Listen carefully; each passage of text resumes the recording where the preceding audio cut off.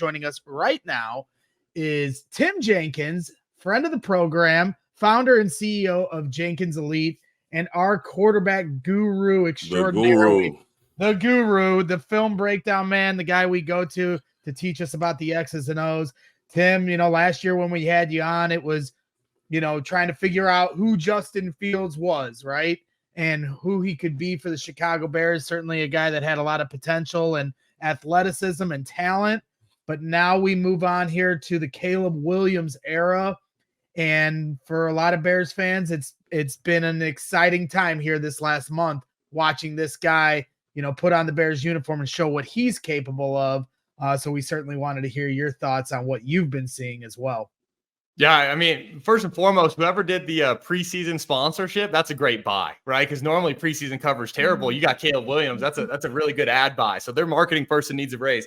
But I think, listen, for me, Caleb Williams gives you the upside of everything that we talked about with Justin last year, from the escapability, extending a play. Hey, we're going to generate a big play because, we get up and out of the pocket, and then guess what? A guy breaks open. You get all that, but you also get super accuracy in the quick game and downfield and shot plays when we play traditionally from the pocket. So I think, in terms of what we saw this preseason, I really think the second preseason outing, right, the second time he played was probably what we need to expect the first 4 weeks, which is, and I know that, Hard Knocks said, hey, the headset went out and all this stuff. But I do think we're going to see some ups and downs. There's a third down where it's like they throw like a quick little, juke route underneath. It gets tackled short. Hey, we punt.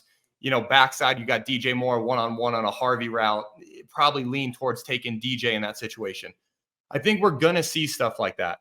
What I also think that we saw at the end of the game, where he gets out of the pocket and rips an absolute beauty to roam down the sideline. Crazy. And then, extends the play and throws what should have been a touchdown, right? Hey, right. We step out of bounds. And then the next play decides, I'll do it myself. I'll keep it and I'll score. We're going to see that too. So to me, it's like, I really think that's what we're going to see the first 4 weeks of the season. What I'm excited to see is what happens that back half run, because now with 17 games, with their division, which obviously is tough, but I do think there's enough vulnerability there with, hey, does Jordan Love continue to do what he did last year? I think there's a lot of, can the Lions, I think there's a lot of opportunity for these guys if they go on a run late to all of a sudden find themselves in the playoffs.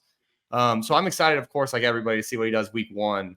But I really think when we get mid-season, we're going to see this Bears offense in kind of rare form, especially with all the weapons they have now. Well, that's the thing that Coach Eberflus alluded to yesterday. Flus was saying, like, early on it's going to be about the play calling and just putting him in the right situations to understand, I just got to be the point guard. Let me get the ball to all of these weapons. They've surrounded him with so many weapons. I was telling Cole Kmet yesterday, like, man, this is the first time that, he's one of the best tight ends in the league, and people are mentioning him as fourth, fifth weapon on the team. And so he's got so many weapons around him. Caleb does. Just get the ball out to their hands quickly. You got a really, really good defense that you should be able to lean on early. You drafted Torrey Taylor. He's going to be a weapon for you. So no real reason to put yourself in harm's way. Third down, if you get between the 40s, just go ahead and pin them deep, see if they can go 90 against that defense. Most times they won't. And so early on, don't depend on Caleb to win it. Yep. At some point, he'll show you that he's capable of doing it, and then that's fine, let him go. But early on, especially why you need to get out to a fast start, because like you said, that back half of the games, that's where all those division games are, right? Those last 8 games, you play all 6 division games. You play the San Francisco 49ers, and you got the Seattle Seahawks. And so you got to make some hay early on. And so don't put that on his shoulders. Let him develop so that when it does get cold, when you are playing those division games, he'll be ready. He'll be at, ascending still to be at his best.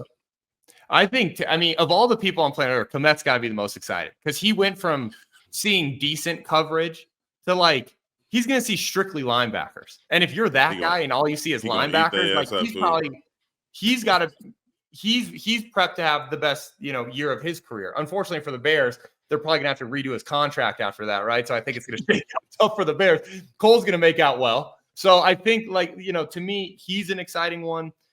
I think Waldron, too, I'm excited to see what he does, because you can't read too much into preseason, right? You guys know me. I'm unafraid to, give you my opinion of, hey, here's where the plays are what we're doing.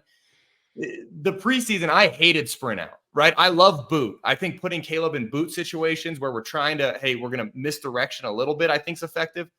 that first opening play where it's like they sprint to something, I hate it. I hate it at every level. My 8-year-old son, we're getting ready, geared up. We got to kick off in 2 weeks. We won't sprint out this year, right? Because it's like he's 8 and I don't want to cut half the field on him. So it's like if I had one of the best players spinning the ball wise that there are right now, one of the top 32 guys right in the world of doing it, at least at the minimum for Caleb, I'm not going to cut down half the field. So to me, it's I'm so glad to hear you say that, man. I hate sprint out, especially in the goal line. You see it so much. You get down in the goal area and they cut half the field off. It's like, it's already tight down here. Why would you cut half the field off? I can't stand it. Like you said, bootleg, misdirection, cool. But I can't stand it. The thing too is like sprint out. It's over. If you don't hit it in the first second, the play's over. Because you get such fast flow, right? At least with the boot, or we got a misdirection, right? We can try to fool. Hey, we'll take your eyes for a second. Sprint out. It's always been one of those things. I hated it playing because I couldn't sprint out, right? I get caught by the DN, so I hated it. But from a play caller perspective, man, I don't think it's good. But again, I don't want to crucify him yet because it's preseason. He might have been putting that on tape once, and then we'll never see it from him again. So I don't want to do that. I do think they've drawn up some cool stuff though from a half roll perspective and the way they're getting to boot, where it's like, DJ Moore is now their outlet, which you love the idea of, hey, we get sync coverage, dump it to a guy like that, especially you got Keenan Allen and some of the other guys taking the roof off. I think this offense is going to be dynamic. Obviously, we got to see how the O-line is going to hold up, right? But a lot of that too comes from reps and, hey, we got to see pressures multiple times, talk through, hey, how are we going to bump this? But I mean, I don't know how you could watch the preseason that the Bears first O played and not think to yourself, man, this is a completely different group than I saw last year. Yeah, 100%. And when you talk about last year, I think a lot of fans were frustrated with the play calling by Luke Getsy. You were certainly critical of Luke Getsy at times, not putting this offense in the best position. And, there's a lot of side to side. This is something that I sniffed out at training camp last year. I'm like, it was the first time in my 20 years of going to camp that I didn't see any threat to push the ball downfield, not even completions downfield, like attempts down the field. And so that was my first kind of red flag of this is too much left to right and not enough north and south. So now you fast forward here to Shane Waldron. And yesterday, to Herb's point, Eberflus and Ryan Poles talked about Caleb Williams needed to be the point guard. And I think for a lot of fans, we've kind of been conditioned to think that means dink and dunk, little throws. But Adam Hogan and I were talking about it yesterday. Like, layups don't necessarily have to be dink and dunk. A layup can be a 40-yard pass down the sidelines if your man is open and the matchup is the right matchup, correct?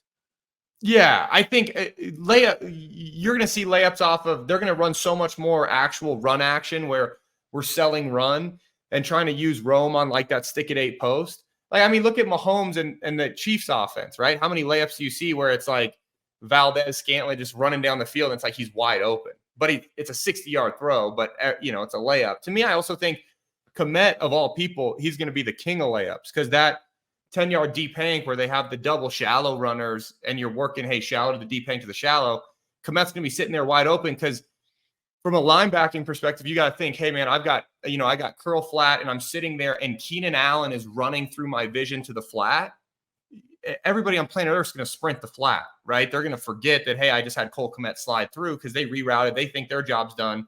The safety's deep because, hey, Rome took the roof off. And then all of a sudden, Kmet's going to be sitting there and, hey, it's a 12-yard completion, which, not everybody on planet Earth gets juiced up about, but we should, because if you get those kind of consecutive plays down the field, that's when you then get the safety to jump up. And then, like you're saying, hey, we can have a layup on a post. I think we're going to be able to design a lot of layups too, because even that first preseason game, it's like we're getting into boot, right? And he hits DJ Moore on that over route. Yep. To Caleb, that's a layup. Like a lot of people on planet Earth, that's a tough throw. But the way he throws on the run, he's so comfortable on the move, right? I didn't do a lot of pre-draft stuff this year. But when just watching him in the preseason reps, he's so comfortable on the move. It's almost like, I don't want to say scary because you worry that then a OC will lean into too much movement. But like for me, it's like when I look at that, I think, oh man, how many things could I design where we're moving him? And that's where it's like the head coach's job is to temper that, right? Like, hey, we hire OCs and DCs to get as creative as possible and try to win with just the scheme. And then our head coach's job is to remind them that, hey, we got Jimmys and Joes that are pretty darn good guys, so let's not go crazy.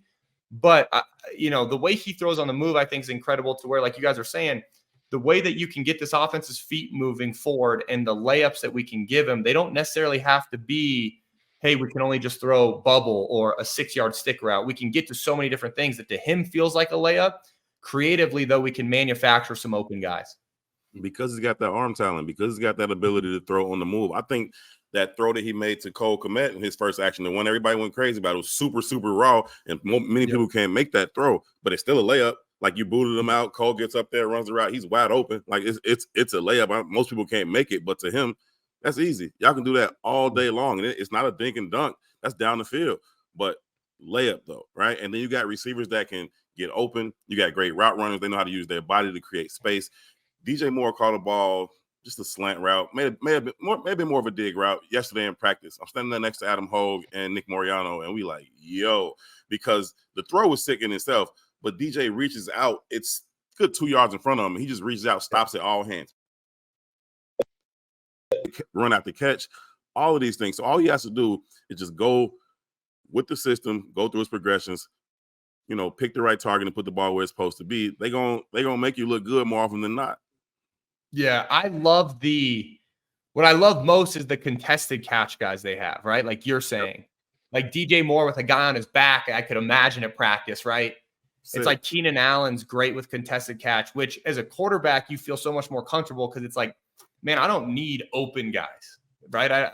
They need to be a little bit open, but I can give them a shot. Kmet, I think, is a good contested catch guy, even though there are a lot of people tough on Kmet. I think he's a good ball player, okay? But I think this will be the year, too, that he proves it because he's finally, like, in a position where he's going to stop seeing bracket coverage, where it's like last year, it's like we saw him, he'd get beat to hell by the linebacker, and then the safety would clamp him, and people are like, he sucks. And I'm like, well, hold on. I don't think very many people are getting open, right? So to me, it's an exciting one. And I think the contested catch guys, you bring up a great point where it's like with DJ, Keenan, those are vets that have been there and know how to block, protect the throws. There's a lot of stuff that I do think this Bears offense, you got to be jacked up. I'm pumped up to see it in real bullets and see because what I'm most excited to see is what we think D coordinator is going to do against them, right? Because they're either going to play coverage, pick your poison, or they're going to heat them up. I think the Bears have answers for both because coverage-wise, you have some vets who know where to sit down, and you heat them up. We got some one-on-one matchups that I'd hate to see. Simultaneously, I can't wait to see what D coordinators want to do because, you're going to see some exotic stuff that we're going to jump on week 4 together too, and we're going to sit there and be like, I'd never seen that once, right? That's just what DCs do to young quarterbacks. But with that being said, I'm excited to kind of see how it all shakes out. Yeah, no question. I agree with you. When you watch that preseason game against the Bengals, if like the DB came off of Roma Dunze, whoop, Caleb finds him in the corner. Yep. So then on the next play on the scramble, they all stay back. Caleb's like, okay, I'm going to walk into the end zone. Yep. Well, Tevin Jenkins escorts me in. So, but if they heat him up, get his clock moving faster and test that O-line by disguising who's coming in on the blitz, I think that's going to be the way they test this offense here early on. The next thing that I think that is very important that I think we're kind of glossing over here in Chicago a bit is the biggest question for Caleb Williams in his last year at USC was his ball security. He had trouble holding on to the football. There was fumbles. There was a lot of fans that were nervous about that here coming to Chicago. And so far from what I've seen at training camp, what we've seen at the preseason, he has been very deliberate with his ball security, whether it's on the move or in the pocket. What have you seen on film to see that he's making strides in that area? Yeah, I think you take ball security for quarterbacks in two different realms, right? So like fumbles on paper, tough because strip sacks, like there's a lot of quarterbacks on planet Earth, depending on hand size, it's just like it's going on the ground if a DN comes around and swipes at the right time, right? There's not a lot that you can do if you're not even looking. With that being said, like I understand what the concern was is, hey, sometimes we get out of the pocket and it's like, hey, I've evacuated the pocket. I should know that I'm going to start to have guys around and like I got one hand on the football. I think those are highly coachable. I think, from what we've seen in the limited action, he's obviously done a good job of once he extends the play, he gets more horizontal than vertical. So he's going to prolong the play versus like bring more defenders into it, if that makes sense. Hey, if I'm working towards the sideline, I'm prolonging the play. Justin was kind of, hey, I'm going to get more vertical. As you get more vertical, it's kind of a shorter runway for those guys to retreat and get back to you. I think he's done a good job. I think those are going to be the kind of things that you really cure ball security with, hey, better protection checks, right? Hey, can I properly identify the Mike, right? Because Mike's not always the middle linebacker, right? Everybody always thinks, hey, Mike's middle. Sometimes you Mike the Sam because we want to shore up protection because we got a nickel back. Like there's all sorts of things that these guys have to process through. And that, the less free runners you have, the better, obviously, your ball security is going to be.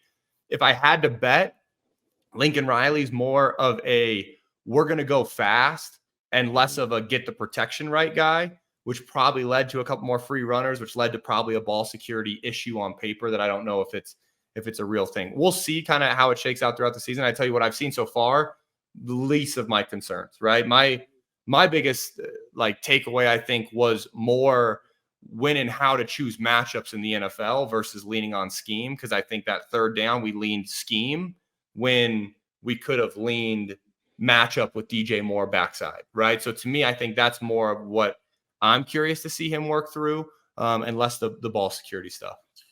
Yeah, he had mentioned early on in training camp that he was, just still growing in terms of identifying the blitzes and how to get everything picked up, how to get everything covered, what checks to go to, when to go hot, when to kill the play completely, get to something else. But you saw him kind of do that as he got a little bit more reps in the preseason. You would see how he was handling those blitzes, whether he checked out of something or just threw into it.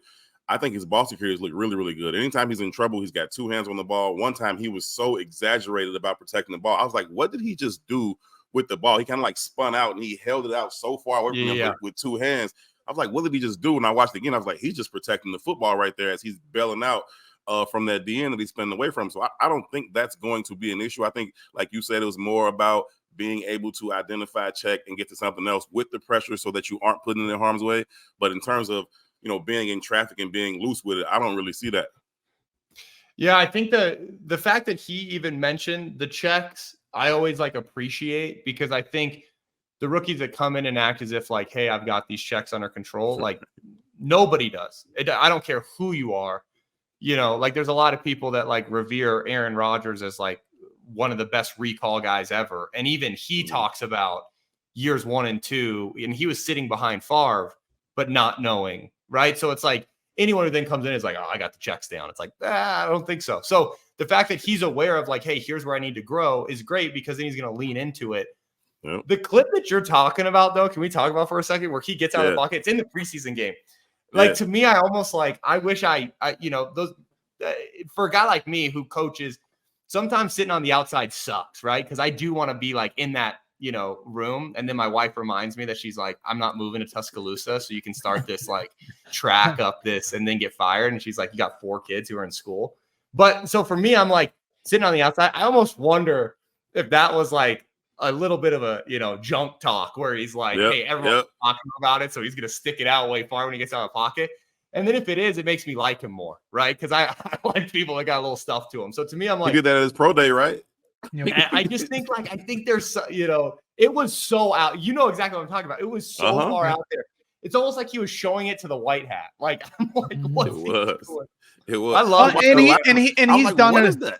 Yeah, and he's done it a few times at training camp too. So I think it is a very intentional thing, because I think he's showing what he's being taught and what the coaches are working on with him. And so I think across the board, whether it's being intentional with his presence in the locker room or being intentional with those little traits and those little details to play the quarterback position, I think that he's showing that he's a willing listener and learner. So talk about that, though, when you talk about understanding what your checks are and the challenges that he's going to have. You talk about those first 4 weeks are going to be up and down, and there's going to be highs and lows. And Caleb Williams said that, learning to identify the mic, shifting the offensive line protection where it needs to go. Talk about those challenges for a rookie quarterback and what he's going to have to go through in that process. Yeah, I think hurdle number 1's already done, right? Which is handling yourself in the huddle, the transition for these guys now to being in the huddle, right? And I think that's already done. I think operationally, you never heard anything where it was oh, he's having a hard time regurgitating the play or anything like that. The big thing for him, so let's kind of talk through it in segments. The first 4 weeks is going to be all about getting yourself protected, right? Like I would be shocked if they ran a lot of like kill or alert packages where he's full changing. To me, like if I was dialing this up for Caleb and it's like, hey, we're playing the long run of we're going to make the playoffs this year and I'm going to develop this kid. The first 4 weeks, all about protection. Hey, start to recognize, safety's over the nickel. Nickel's now eligible to fire, right? Safety's away from the nickel. Nickel's not eligible. We're going to move the mic. So what that means is like, pretend like we're strong to the right side. The linebacker furthest out and just 4-3 would be Sam, then Mike, then Will, right? From right to left. If that strong safety starts moving to where he's over top of the mic and they're rotating, the only guy eligible to fire from a structure standpoint is the Will. So those are the kind of things like for Caleb, hey, identify all this. And then if the Will's eligible, move the mic so our O-line's going to account for the 4 down on the Will, and we'll put our back on the mic to Sam, the 2 guys least likely to fire. So to me, first 4 weeks, lean into that. Once we get that where it's like, man, we feel like 95% of the time he's secure. The other 5%, we're forced to throw hot or we're forced to throw a sight, so NFL quarterbacks, right? We don't want to throw hot. Like that's one thing that I think has kind of that it's shifted in the NFL. We used to be fine. Hey, we throw hot against, double pressure. Or we throw our backside sight against like a secondary defender pressure. We used to be okay with that. We don't want to throw hot anymore. Now we want to put it on us. Let's shore up our protection and not throw hot. That thing. Yeah, and everybody in the NFL now is so scared to heat with 0, right? They always have a safety back, so we should be able to protect it. So first 4 weeks I want to make sure we're not throwing hot. I want you in us the right protection. The next 4, we would be getting to the kill package, which is super simple. Hey, 2 high, kill. We're going to run the football, single high, keep the pass play on. We're throwing it, right? That then sets us up to where the back half, right? The next 9 games, we can get him into true alert packages, meaning, hey, we've got a great run play. We've got a great kill to 2 high if we want to throw it against 2. And we've got a great alert check to either compound the runs. Hey, we want from a strong side run to a weak side based on the front, or compound the pass, meaning, hey, I want a single high beater and I want a 2 high beater. That then I think gets us to where by week 17, we're competing for a playoff spot and we've put our quarterback in a spot to where starting out week 1 of year 2, we're in a full-blown, I can call 3 plays into your headset. We're going to figure out the line, which is what most NFL offenses with elite level quarterback player operating with. Outside of maybe the Chiefs, which you got to throw them out because it really appears that like they have like multiple guys on each play that aren't even in the scheme is what it feels like, because they're doing stuff that doesn't make sense. So to me, it's like, I think you throw them out, you get to where elite level offenses are, which is we're calling 3 plays in the headset. And I think Caleb can get there. My only worry ever with NFL coaches is throwing the alert package in week 1 because Caleb is retaining information so well at practice. Because to me, it's like, I'd rather be locked in and executing something perfect before I move on versus, hey, throw all this at the kid, and then all of a sudden he starts seeing these exotic looks, and then we set him back, and we're not sure if we're good at any of the 3. Yep. I think that's something you do in training camp. You overload them in training camp. You know what I mean? See what he can handle in. Regular season stars, you go ahead and pull back, make sure that foundation is solid, because that's when these bullets are live. That's when these dudes are really, really coming. But Braggs, we've seen him like grow. He has the ability to learn, to retain information and grow. 100%. First couple weeks in camp, they weren't looking good. Defense was kicking their ass every single day. As it went along, offense started to take advantage. The defense will tell you, TJ Edwards was saying yesterday, we did one thing once and it worked, and then we try to run it back again and he burns us on it. So he has the ability to learn from it. But I'm with you on that, Tim. Like, get the foundation solid. You can take advantage of it later.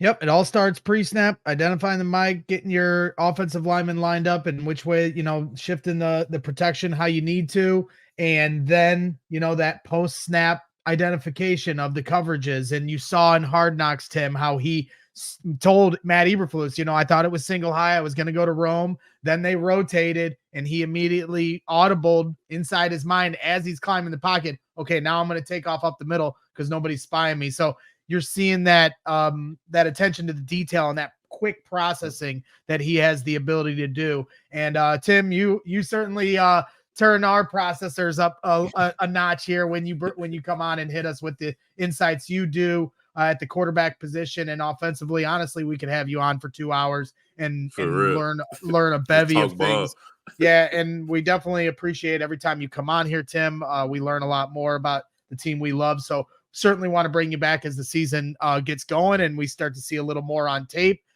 So I just want to thank you once again for jumping on here today and hitting us with some knowledge.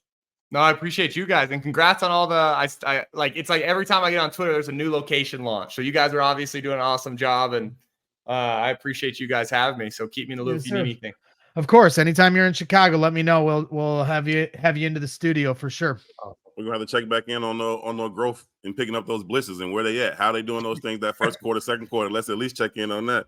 Yes, amen. Sir. Amen. I appreciate you guys. Yes, sir. That was Tim Jenkins, CEO and founder of Jenkins Elite, quarterback guru, friend of the program. We all silly like the mayor.